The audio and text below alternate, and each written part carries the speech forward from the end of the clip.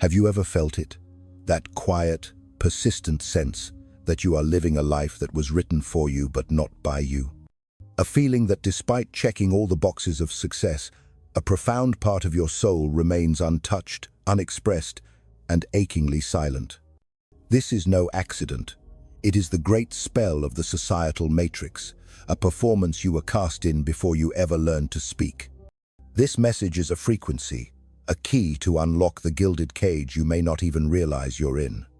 If these words resonate with the deepest part of your being, if they echo a truth you've long held in silence, let the universe know you are listening. Acknowledge this connection by liking this video, subscribing to Awaken Further, and, in the comments below, affirm your sovereignty by typing, "I am the author of my own story." Your journey of reclamation begins now. Carl Jung once unveiled a terrifying truth. The most terrifying thing is to accept oneself completely. Why is it terrifying? Because to accept yourself completely, you must first dismantle the intricate, celebrated, and deeply embedded character you have been performing your entire life. You believe you are free, but what if your freedom is an illusion, meticulously crafted not with chains of iron, but with garlands of applause? What if the prison isn't a cell, but the stage itself? You are not being punished, you are being celebrated. But what, exactly, is being celebrated? It is not the raw, untamed essence of your soul. It is your flawless performance in a role you never auditioned for, a script handed to you while you were still in your cradle. They gave it to you before you could form a word of protest, before your will was strong enough to resist, before you could even pose the most fundamental question: is this truly me? Or is this just a beautifully scripted lie? The grand playwright, Shakespeare, saw this divine drama unfold centuries ago. "All the world's a stage," he declared, "and all the men and women merely players." He did not say most men, he said all. Understand the magnitude of this statement. You are on that stage this very moment. You have been standing under its spotlight since you were a child, and the tragedy of it all is that you were never asked if you wanted to act. The script was simply placed in your hands. Your parents, your teachers, your entire society, they were the casting directors, the producers, the audience. They smiled with approval when you memorized your lines, when you hit your marks. They applauded when you recited the prescribed narrative. Get good grades, secure a place in a prestigious college, land a stable job with a respectable title, find a suitable partner, buy a house, raise children, retire comfortably, and then fade quietly into the epilogue. Every single step was mapped out, a screenplay for a life of predictable conformity. Each scene came complete with its own set of props, the report cards that measured your obedience, the diplomas that validated your compliance, the wedding photos that sanctified the union, the business cards that defined your status, and finally, the retirement speeches that commemorated a life well played according to the rules. They called this blueprint normal. They branded it success. But did anyone, in all those years, ever stop to ask you a question of true significance? Does this script resonate with the frequency of your soul? Does this story belong to you? And here is how the system maintains its control, how it keeps its actors in line. If you follow the script with unwavering dedication, they call you driven, ambitious, a model citizen. But if you deviate, if you dare to improvise, if you feel the pull of an unwritten path, they call you lost, reckless, a failure. That is the ultimate proof that this is not freedom. Divine, authentic freedom always allows for disobedience. It honors the sacred rebellion of the soul that refuses to be contained. What you have been living is not freedom. It has always been obedience, masterfully disguised as destiny. But why? Why was the script written this way? The answer is brutally simple: for control. When every man and woman lives out the same predictable plotline, the system never has to adapt. The machine remains stable. You do. You become easy to manage, easy to exploit, easy to manipulate. The formula is devastatingly effective. Just hand a person a pre-approved definition of success, and then instill in them a deep-seated fear of being anything else. This conditioning works best when you are convinced that the role you are playing is your identity. It thrives when you believe that your worth is measured by the quality of your performance.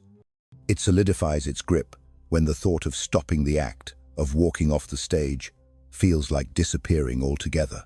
But what if the applause isn't truly for you? What if it's for the mask you wear so convincingly? What if your entire life has been a story of succeeding in a narrative that someone else wrote for your soul? And what happens when you perform that script to perfection, winning every award, earning every accolade, only to feel an echoing, hollow void inside? What happens when every box on the checklist is ticked, but the voice in the quiet of your own mind keeps whispering, "This isn't it. This isn't me"? At that moment, you begin to question. You question not just the story, but the storyteller. Who sold you this version of life? Who decided that obedience is a virtue and that exhaustion is a badge of honor? Who truly benefits from your silent compliance, your relentless routine, your constant self-doubt cleverly disguised as discipline? You were taught to dream, but only the dreams that fit neatly within the system's architecture. You were allowed ambition, but only if it mirrored the ambition of the person standing next to you. You were never told that true freedom might look like failure to the outside world. You were never told that walking away from the stage might be the most courageous and honest act of all. Because if success means quietly betraying your soul every single day until you are applauded into your grave, is it even worth it? You're not just tired, you are soul-weary. You are tired of pretending, of being the man or woman that everyone else wrote for you. And now, for the first time, you are beginning to wonder what your life would look like without the script. You did everything right, so why does it all feel so profoundly wrong? You did everything they told you to do. You worked hard, you played nice, you climbed every single rung of the ladder they built for you without complaint. And now, you've made it. You are respected, stable, successful. So why, then, do you feel like a stranger inside your own skin? You wake up every morning to a life that looks perfect on paper but feels utterly hollow in your chest. The title, the income, the house, the schedule, all are external signs of winning. But winning what, exactly? Because behind the confident emails and the perfectly organized calendar invites, you feel something dark gnawing at the edges of your awareness. You're not exhausted from the work. You're exhausted from pretending that the work still matters. They told you success would feel like an arrival, that the higher you climbed, the more you would feel like yourself. But no one ever warned you that you can build the perfect life for the wrong person. You are not broken. You are not lost. You are simply wearing someone else's crown, sitting on someone else's throne, living out a destiny that never had your name on it. You followed the script so perfectly that you forgot to ask if the role even fits the actor. Shakespeare saw this coming. In Macbeth, a loyal warrior is told he is destined to be king. He believes the script. So he kills, he manipulates, he loses himself entirely in the pursuit of a power he was told should belong to him. And when he finally sits on the throne, he doesn't feel victorious. He feels empty because the throne was never the point. It was just the stage. Macbeth wasn't corrupted by power, he was hollowed out by performance. He thought being king would make him real, but all it did was make him utterly alone. That is the part of the story they don't tell men. You can succeed and still feel like a fraud, not because you are undeserving, but because you are not in alignment with your own soul's frequency. You are living a script that rewards compliance, not authenticity. And no matter how high you climb on that ladder, it will never fill the void created by what it quietly erodes, your true sense of self. Look around you. How many high-functioning men are quietly falling apart?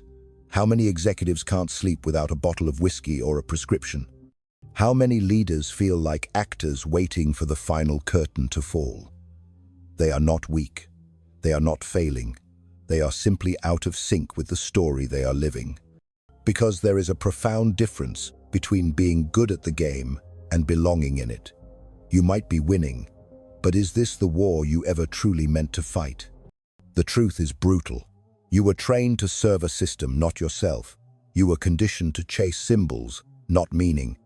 You were rewarded not for being awake, but for staying asleep with your eyes wide open. And the more successful you become within that system, the harder it is to admit that you do not recognize the man you've become. Because if you are successful, but you still feel unfulfilled, then everything you were taught to believe about success begins to collapse. That collapse, however, isn't failure. It is revelation. The script told you who to be.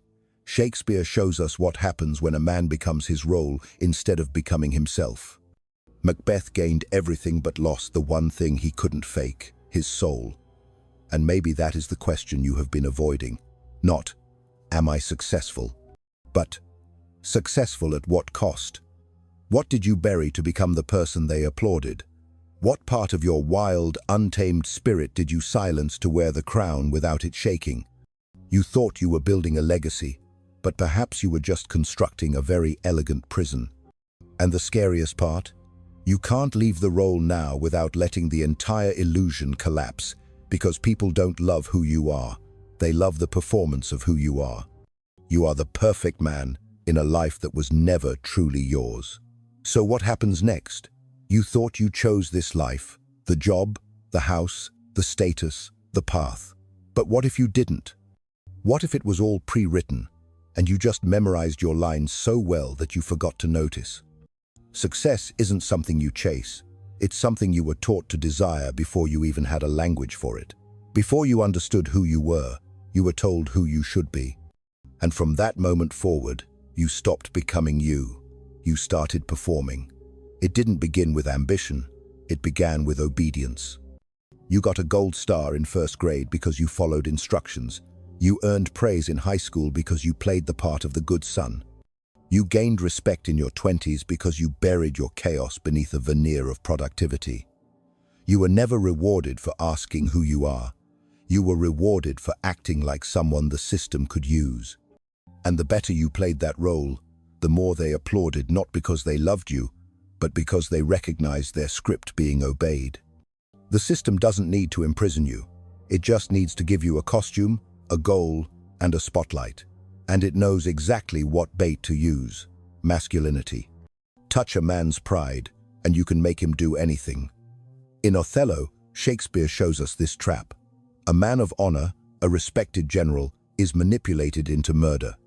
Not by force, but by the subtle poisoning of an idea, the idea that someone might tarnish his image. Iago didn't kill Othello. Othello did, by trying to protect the role he believed made him worthy. That's how the system breaks you, not by fighting you, but by convincing you that the person you appear to be is more valuable than the person you truly are. You think you are building your future, but in reality, you are reenacting a fantasy that someone else implanted within you. They told you to dream big, but the dream came with conditions, timelines, metrics, and milestones. It wasn't a dream, it was a contract, and you signed it before you even learned how to say no. Look closely at every stage of your life. It came with a script attached. Be polite, get good grades, don't be a burden, go to college, pick a stable career, marry well, buy property, raise kids, die with a pension and a smile. This isn't freedom, this is formatting. And if you ever hesitate, if you ever stop and ask, wait, is this what I want? They look at you with disappointment, as if you've forgotten your lines, as if you're ruining the scene. Because your role isn't to be conscious, it's to be consistent. You wonder why you feel lost. It's because your life has been written in a language that does not belong to your soul. Every achievement is just another sentence in a story you didn't author. You've mistaken structure for meaning, approval for truth, and obedience for self-worth. And now, you're waking up, not just to the lie, but to your own loyalty to it. You weren't forced into this cage. You walked in proudly because they called it success. They called it being a real man. They told you this was the only script that mattered, and you believed them. But here's the question they never want you to ask. Who benefits when you play your role perfectly and never look up? You think you are living, But what you're really doing is preserving an image you are too afraid to break. You wake up every morning, not to live, but to continue the episode. Same lines, same posture, same tension in your jaw that no amount of sleep ever truly relieves. You are not excited, you are not angry, you are not even bored. You are just maintaining a version of you that has been optimized for performance but hollowed out of presence. You do everything right. You show up, work hard, provide, stay disciplined. And yet, a part of you still whispers, why does it all feel so empty? That voice gets louder in the silence, louder after achievements, louder after promotions, louder when you are alone with your reflection, and you can't tell if you're proud or just tired. And here's the strangest part. You start resenting the people who aren't successful because there is something in their eyes, raw, unedited, unfiltered, that makes you feel exposed. You envy their freedom, even if they have nothing, because they are not pretending. You are. That rage you carry, it's not towards your boss or your partner or the system, it's toward yourself. It's for the part of you that knows you have become loyal to a life that doesn't feel like yours. Shakespeare knew this soul death well. He wrote of the poor wretch that, for a dream of happiness, gave his soul in exchange. That's what you've done. You've sacrificed depth for the comfort of being seen as doing well. You've traded your fire for applause. And the trap is deeper than you think, because the better you play the role, the harder it is to walk off the stage. The more status you earn, the more invested you become in the lie. The system doesn't need you to be stupid, it just needs you to be busy. So busy chasing significance that you forget to question whether any of it actually matters to you. And the cruel genius of it all, the more disciplined you are, the more reliable, the more respectable, the more imprisoned you become, not by force, but by your own reputation. You can't stop now, because if you do, people will ask why. And you won't have an answer that makes sense to anyone still inside the play. That is how the machine defends itself. It doesn't need guards, it just needs to make you afraid of what happens when you drop the mask. And the irony is, you have worked so hard to become someone that you no longer remember who you were before you needed to be anyone. So now, the real question is, are you living, or are you just trying not to disappoint the version of you that everyone has already clapped for? You've built a life, you've earned titles, you've played the role well, so well, you forgot you were acting. You don't actually believe in the script anymore, but you still follow it. Not because it is true, but because without it, you don't know who you are. And that is the deeper prison. It's not that you are stuck in the role, it's that the role has become your skin. Shakespeare saw this long before us. In King Lear, the old king gives up his throne, his kingdom, his power, his crown. And what happens? Nobody respects him, nobody listens to him, nobody sees him anymore. Why? Because Lear had nothing left once he shed the role. No throne, no voice, no identity, just a man who never learned how to exist outside his mask. That is not just Lear's tragedy. It is yours too. Strip away your title, remove your career, silence the applause, and ask what is left of you. Would people still listen if you didn't have a business card? Would your family still respect you if you didn't bring home a paycheck? Would you still respect yourself if there was nothing left to perform? The truth is brutal. Most men don't fear failure. They fear becoming invisible. They fear not being someone, even if that someone is killing them from the inside. So, they cling to the script. They recite the lines, they play the part, and they smile while bleeding in silence. It's easier to keep pretending than to risk being misunderstood. You have invested years, maybe decades, into becoming this version of yourself. To walk away now feels like burning down the house you built with your own hands. But deep down, you know the truth. It was never your house. It was a set, and you were just the actor. And let's be honest, there's a sick kind of comfort in the predictability of the role. You know the cues. You know what people expect. You know exactly who you have to be accepted, even if it costs you your soul. Sometimes, the performance feels safer than authenticity, because authenticity demands risk, It demands rejection. It demands solitude. And most men aren't afraid of starting over. They're afraid there is nothing real to start from. That is how the machine wins. Not when it beats you, but when it convinces you that you are the mask, that the applause was love, that the obedience was virtue, that the busyness was meaning. You are not addicted to success. You are addicted to identity.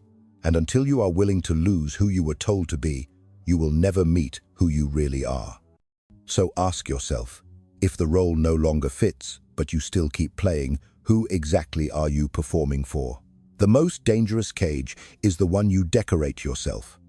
You polish it, you personalize it, you convince yourself it's freedom because the bars look like achievement, the walls are made of praise, and the lock is pride. You have mastered the role. You have earned the applause, but now the applause owns you, and no one manipulates you deeper than the mask you refuse to let go of. Shakespeare knew this better than anyone.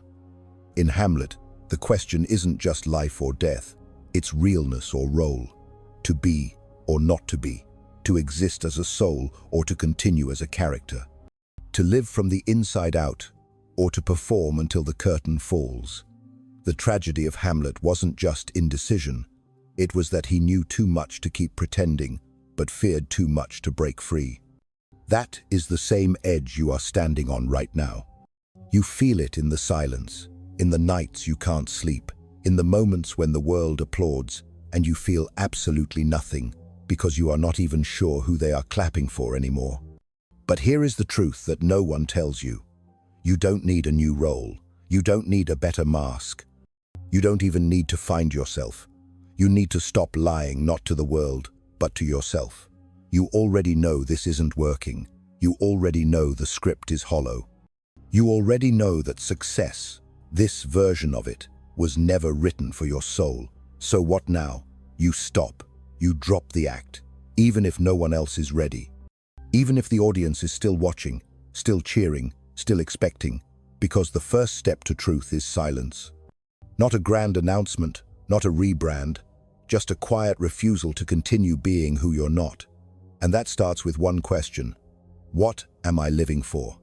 Not what you're chasing, not what you've been told to achieve, not what impresses others, but what truly matters when the room is empty, when no one is watching, when no one is applauding, when no one is grading you. That answer, if it's real, will not come with fanfare. It will come like grief, because to find your real self, you have to bury the character you spent your life perfecting. This is where most men run. They panic in the silence. They numb themselves with ambition. They search for a new mask instead of sitting with their naked soul. But do not flinch. That discomfort is the doorway. Let the false roles rot. Let the noise fade. Let the anger come. Let the sadness stay. Because beneath it all, there is a voice you have ignored for years, a presence inside you that never wanted this stage, a hunger not for success but for truth. Forget everything they taught you about winning. Forget the curated images of perfect lives. Forget the metrics. Your worth is not in what you produce, or what you perform, or how well you imitate the script. Your worth is in your willingness to face the void without a costume, to sit in the dark and ask, if I stop performing, do I still exist? If that question terrifies you, good. That means you are close. Because only men who have lived too long in the role fear the silence of being. And only those willing to face that silence ever get to become the author of their own life. You have spent your life performing a script written by hands you never met. Parents, teachers, bosses, society, culture. They all gave you a role. They called it maturity. They called it duty. They called it being a real man. And you played it well. You worked hard. You succeeded. You became exactly who they said you should become. But now, in the quiet hours, you are starting to hear it, that whisper, that ache, that ancient part of you that never wanted this life, that never agreed to the script. And here is the truth they will never put in textbooks. Success, as they define it, is just obedience in a nicer suit. It is slavery in the language of dreams. It is bondage through praise. You were never meant to live by someone else's formula. You were meant to write your own mythology. You were never built to fit. You were built to forge, to shape meaning, to carve soul, to find fire, even if it means walking alone. Shakespeare said it best. This, above all, to thine own self be true. Not to your paycheck, not to your title, not to your father's expectations, not even to your past self. Just to the raw, terrifying truth of who you really are, beneath the mask. Even if that truth makes you an outcast, even if it makes you the villain in someone else's story. Because freedom doesn't come when the system gives you permission. It comes when you stop needing it. So now you stand at a threshold. 2 doors. One leads back to the comfort of applause, routine, and respectability. The other leads into the unknown, the unformed, the uncontrollable.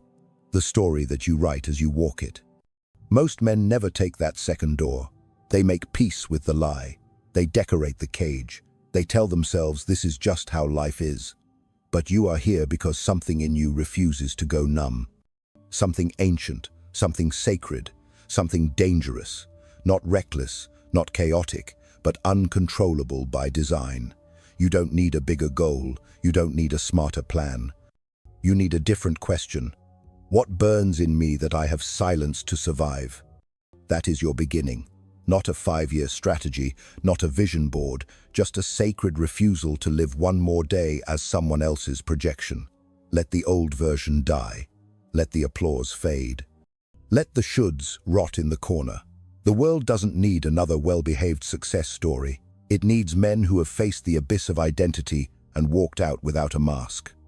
So no, you are not broken. You are awakening. You are not lost. You are done pretending. And you don't need fixing.